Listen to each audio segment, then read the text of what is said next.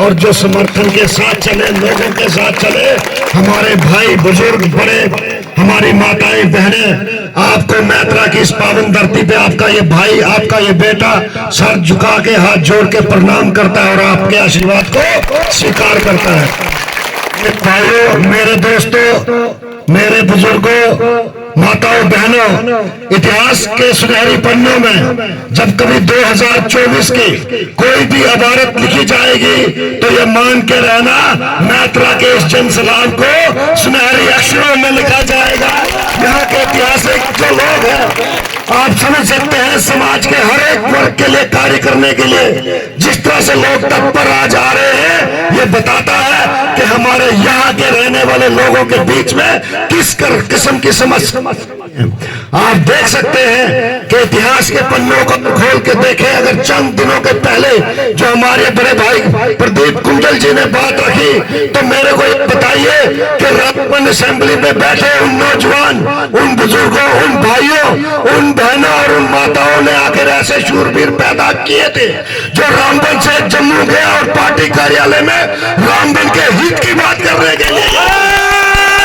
बड़े अफसोस की बात है, बड़े अफसोस की बात होती है जब किसी का दरवाजा आप कहते हैं कि विधायक बंद कर देते हैं।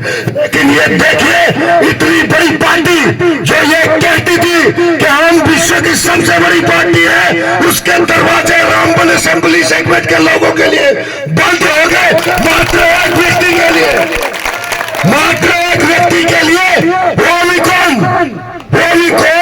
जिस व्यक्ति के ऊपर कितने आरोप है ये जनता कहती है, जिसके लिए ये कहते हैं कि भाई उसके क्या कारनामे रहे कंपनी में सिर्फ काम करने के अलावा, जिसने जनता में 1 रुपए का काम नहीं किया,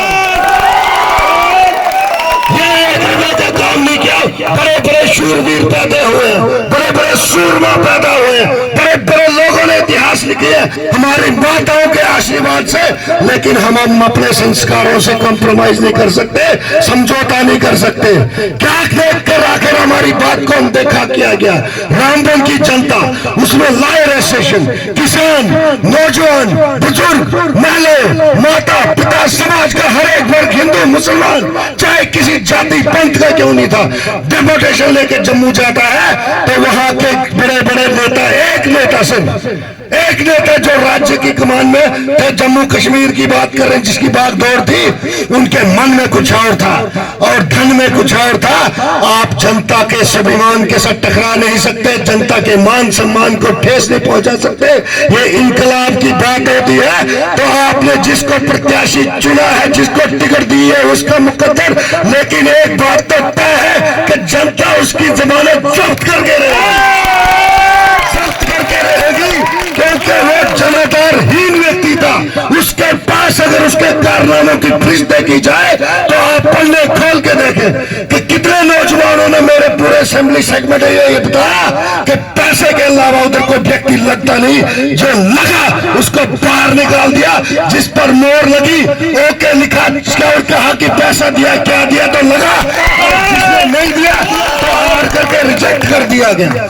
आप ये देखिए सिराज के लोगों ने क्या कहा, वहां फीस दी गई कि कंपनी से वहां इसलिए निकाल दिया गया क्योंकि उधर एक ठेकेदार है। झुंझार के लोगों को इसलिए निकाल दिया गया और नहीं लगने दिया क्योंकि एक ठेकेदार है, और पोगल परिस्तान के लोगों को इसलिए नहीं लगने दिया क्योंकि एक ठेकेदार है। और पूरा हमारा इलाका इधर से चाहे टंगर से लेके दुठन से लेके धर्मोर तक क्यों नहीं हो, व्यक्तियों को इसलिए निकाल दिया, नहीं लगने दिया क्योंकि ठेकेदार, और वो ठेकेदार पैसे के बलबूते पे ये कहे कि रामबन की जनता को मैं खरीद सकता हूं, तो ये बेवकूफी है। उसमें इतनी हिम्मत नहीं कि यहाँ पर जनता का मान सम्मान और उनकी प्रतिष्ठा के साथ साथ यहाँ की जनता का वोट खरीद दे। वो टिकट की बात कर सकता है, लेकिन जनता उसके कभी भी खरीदने की औकात ही नहीं। ये जनता जनार्दन है। दूसरी तरफ देखिए नेशनल कॉन्फ्रेंस के प्रत्याशी को, वो कहते हैं कि हिंदू में डिवीजन हो रही है। उनके ऑडियो सुनिए, एक हो जाइए वोट दीजिए। मेरे को ये बात बताइए, जब झोला उठाते हुए चल रहे थे और बात कर रहे थे समाज की, उस वक्त पूछिए कि कभी उन्होंने पानी, बिजली, सड़क, रोटी, अस्पताल, एनिमल हस्बेंड्री, यहाँ के इलाके, सड़क की बात की, रास्तों की बात की, बिजली की बात की? अगर नहीं तो उनका जो नेशनल कॉन्फ्रेंस का बड़ा नेता है, तो फिर एक जेल में बैठे व्यक्ति से किस तरह एमपी का इलेक्शन हार गया, ये तो देख सकते हैं ना।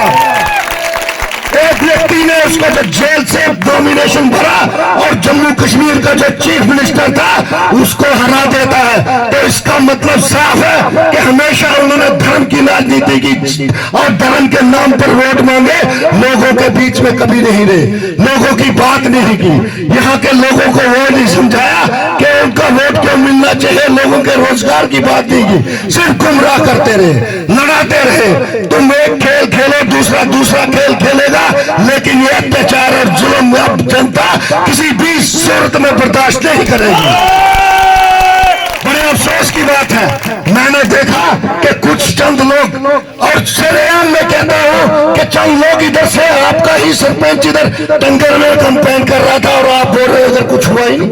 अब बताइए, उसकी अगर कोई पंचायत में अगर इतनी दुर्दशा है तो उसकी बात के लिए उसको कहना चाहिए, सामने आना चाहिए और जनता का साथ देना चाहिए कि जहां जनता जा रही है उसके प्रत्याशी को सपोर्ट कीजिए, ये उसको सोचना चाहिए।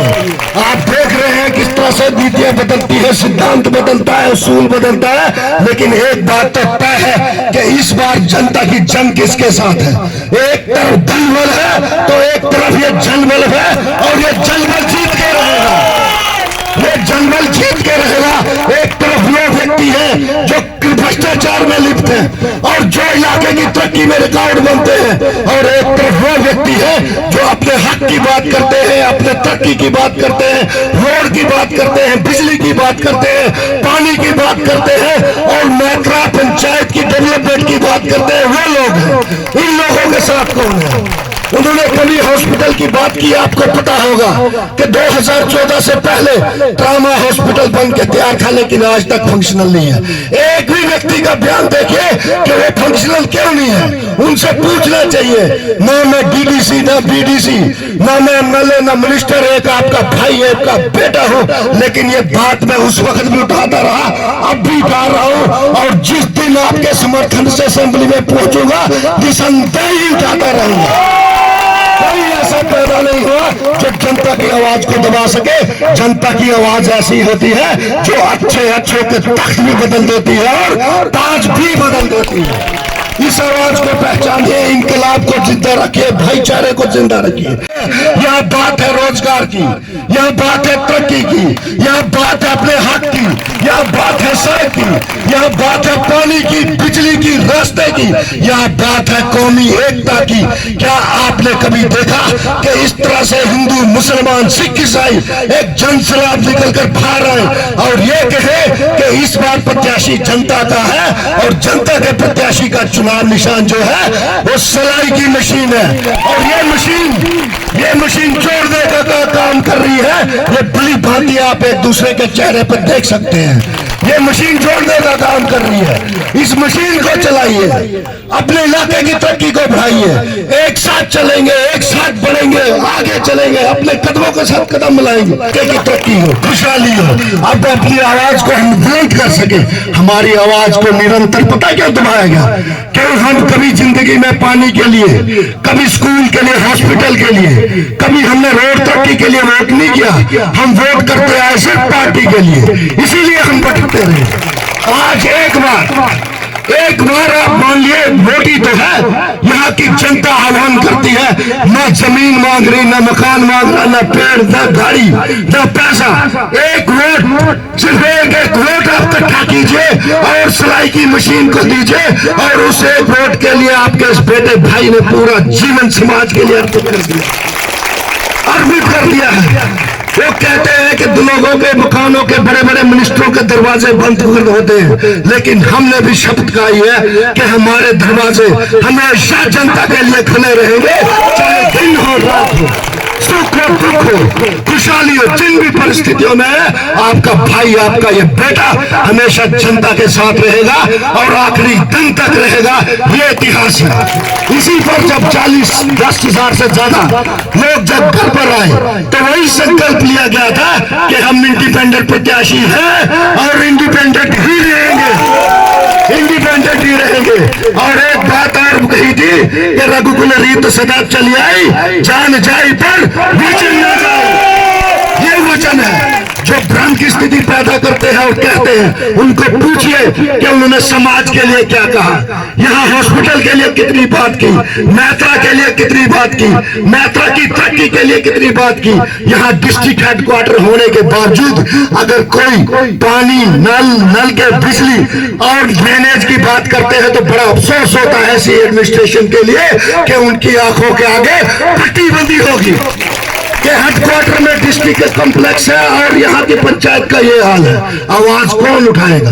जब तक समाज एक नहीं होगा, अपने हक के लिए नहीं लड़ेंगे, अपने सूलों के लिए नहीं लड़ेंगे, अपने सिद्धांतों के लिए नहीं लड़ेंगे, अपने मैत्रा के लिए नहीं लड़ेंगे, अपने इलाके के लिए नहीं लड़ेंगे, तो याद रखना इस इनकलाब की जंग में जो भी आगे बढ़ेगा तो उनका नाम इतिहास में सुनहरी अक्षरों के साथ लिखा जाएगा, सुनहरी अक्षरों के साथ लिया जाएगा। यही संकल्प है, यही सिद्धांत है, यही नियम है और यही प्रणाली है। अब संघर्ष करने के लिए सारे व्यक्ति एक हो चुके हैं, अपने हकूक के लिए, अपने इंसाफ के लिए, अपने राइट के लिए और समाज की एकता अखंडता के लिए, अपने राज्य के लिए, अपने रामबन के लिए, अपने देश के लिए। क्योंकि हमें आज नहीं तो कल आवाज उठानी है और इस आवाज और इनकलाब की जंग में आपको सहयोग देना है। भूल जाइए कि आप किसी पार्टी के कार्यकर्ता थे, आप एक बार इस जनता के प्रत्याशी को असेंबली में पहुंचाइए तो देखिए कि किस तरह से तरक्की के और इन सारी मुसीबतों का निवारण होता है। क्योंकि जनता एक हो चुकी है, समाज का हर एक वर्ग एक हो चुका है, हर एक व्यक्ति का एक वोट होता है, चाहे वो देश के प्रधानमंत्री जी हो या बड़े से बड़ा ब्यूरोक्रेट क्यों नहीं हो, किसान हो, मजदूर हो, नौजवान हो, महिलाएं हो, मातृशक्ति के साथ साथ हमारे बुजुर्ग हो, हर एक व्यक्ति का एक वोट होता है। इस वोट की कीमत को पहचानिए। ये वो वोट है जो सरकारें बनाता भी है और सरकारें गिराता भी है। इसीलिए हमने अपने मत का इस्तेमाल करना है, अपने मत का इस्तेमाल, अपने दिमाग का इस्तेमाल करना है और ये सुनिश्चित करना है कि आने वाली 18 तारीख को अपना बेशकीमती वोट सिलाई की मशीन को देकर जनता के इस प्रत्याशी को असेंबली में पहुंचाना है। और देखिए फिर क्या होता है। इंसान सोचने पे मजबूर है कि आज वक्त कैसा आ चुका है, प्रलय मच चुका है, पार्टियों में हड़कंप हो चुकी है। वो सोच रहे हैं रामबन असेंबली सेगमेंट में क्या हो रहा है। आइंदा जब पार्टी टिकट देगी तो आपके पांव ऐसे पकड़ेगी कि भाई साहब ये बताओ कि टिकट किसको देनी है, जनता का काम कौन सा। ये जो जनता है, जो व्यक्ति आज पैसा लेके दूसरी पार्टियों का कैंपेन कर रहे हैं, आने वाले वक्त में ना वो पंच बनने हैं तो न सरपंच बनने, ये जनता ने तय कर दिया है, ये जनता ने तय कर दिया है। वो अपना कार्य देखें, जनता को अपना कार्य करने दे। अगर जनता ने यह तय कर दिया है कि उस मुहिम में अगर जो शामिल नहीं हुआ तो जनता ने भी तय कर दिया है कि ऐसे नेताओं से हमें जिंदगी पर छुटकारा चाहिए, छुटकारा चाहिए। बात अपने हक की है, अपने इंसाफ की है, अपने हकूक की है और समाज के हर वर्ग की है। इस आवाज को निरंतर उठाते रहे, इस आवाज को आगे बढ़ाते रहे, यही हमारा प्रण है, यही संकल्प है। और जीत जनता सुनिश्चित करेगी और जनता ने ऐसी जीत सुनिश्चित करनी है कि चाहे वो भाजपा का प्रत्याशी हो, चाहे नेशनल कांग्रेस का, दोनों की जमानत जब्त होना निश्चित है, निश्चित है। लिहाजा इस संकल्प, इस संघर्ष में जो भी मेरे भाई, जो भी मेरी माताएं बहनें और जो भी मेरे बुजुर्ग साथ देना चाहते हैं, कृपया हाथ करके खड़ा करके बस यही संकल्प है जहां मैं कहता हूं कि दोनों की जमानतें जब्त होंगी, ये सुनिश्चित करता है।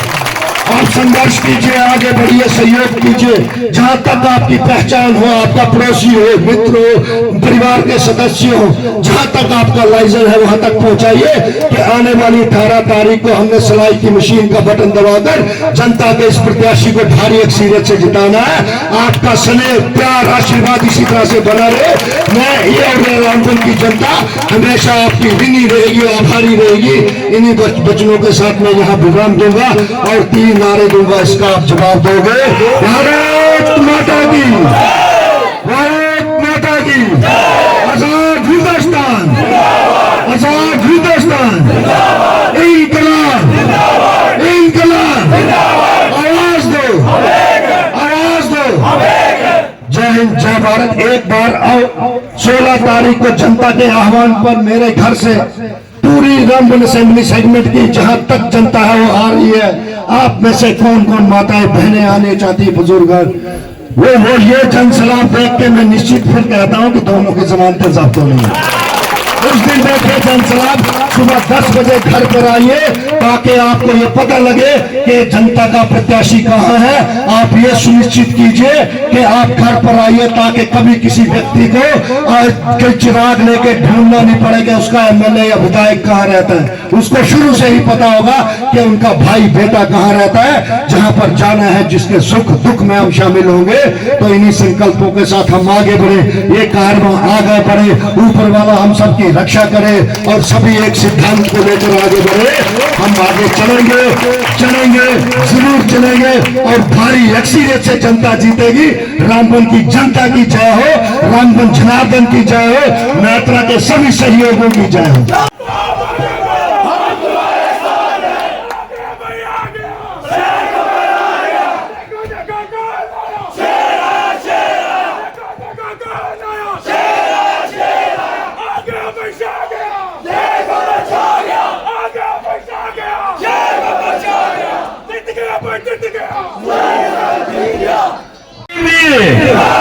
आजाद उम्मीदवार सूरज सिंह जी, न झुकने वाला, न झुकने वाला, न झुकने वाला, न बिकने वाला, न बिकने वाला, न बिकने वाला।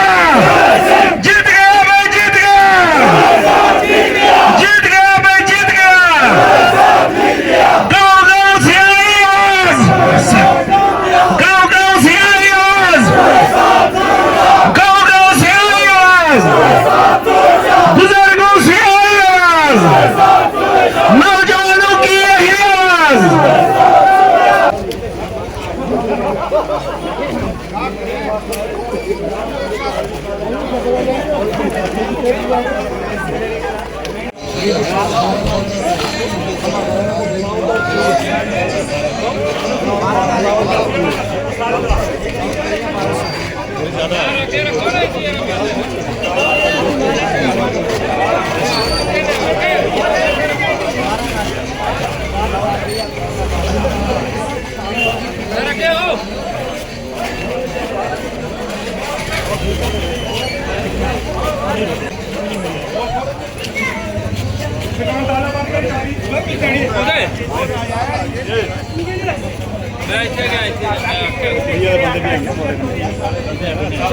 मैं